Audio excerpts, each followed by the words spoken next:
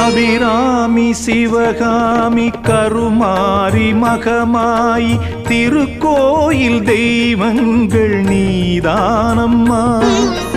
அன்னைக்கு அன்றாடம் அபிஷேகம் அலங்காரம் புரிகின்ற சிறு தொண்டன் நான் தானம்மா. பொருளோடு புகழ் வேண்டும் மகனல்ல தாயே உன் அருள் வேண்டும் எனக்கென்றும் அது போதுமே. அடுத்திங்கு பிறப்பொன்று அமைந்தாலும் நான் உந்தன் மகனாக பிறக்கின்ற வரம் வேண்டுமே. அதை நீயே தருவாயே. அம்மா என்றழைக்காத உயிரில்லையே, அம்மாவை வணங்காது